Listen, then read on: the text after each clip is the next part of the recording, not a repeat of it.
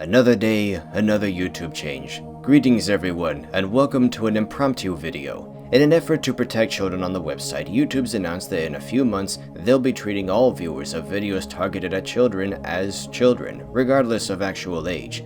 This means no personalized ads on such content, and the comments will be disabled. Now it's pretty obvious what the emphasis is here. Channels that feature some child star, unboxings, Kinder eggs, that kind of thing. But under the definitions YouTube's provided, it could be much broader than that.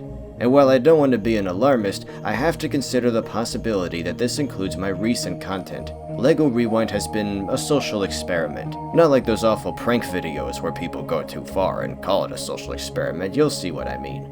Working on this guerrilla documentary series where we cover old retired LEGO themes and sometimes their modern counterparts has been one of my most unexpectedly gratifying endeavors in all my years on YouTube. While I do try to keep it tame enough that children can watch it, it's mainly for the teens and adult fans of LEGO who grew up with those older products, and the best part of it all for me has been hearing their stories. I don't monetize any of my videos, it's a hobby, an outlet, so that's not going to affect my content. It's the comments being disabled that I'm losing sleep over. I make videos not for money or to go viral, but to start a conversation with the community I've grown, and it needs to be a two-way thing.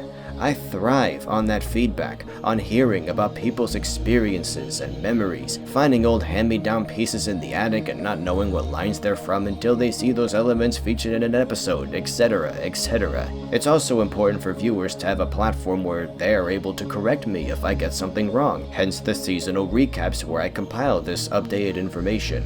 I tell you, without you, dear viewers, this series would not be what it is. Without people urging me to keep it going, I would have ended it after 4 episodes. And now it's grown so much more than I could have anticipated in 2017. And now that connection might very well be gone soon. That conversation will end. At that point, I just don't think I'll have any motivation to keep making this type of content if YouTube's going to cut that connection. It'll be especially galling to see the thousands of comments left over the years vanish, erased. I have more important things to do with my time and energy and life than scream into a void that can't say anything back. What, am I gonna have to start swearing up a storm? Drop an F-bomb at the beginning so YouTube doesn't classify it as a kid's video? Is a reviewer like Jobby the Hong gonna go down the drain because he reviews toys? What about all those other review channels? Now look, there are 7 episodes of LEGO Rewind left that I have to do. If I upload an episode every 2 weeks, let's say, I should be able to wrap up this season before those changes take effect. And when we get to the final episode, well, that's gonna be the biggest conversation starter yet, let me tell ya. And I'll no doubt see a bigger outpouring of cherished memories than ever before. But I guess you better make it quick before the comments are disabled permanently, and all I'll have are memories of that.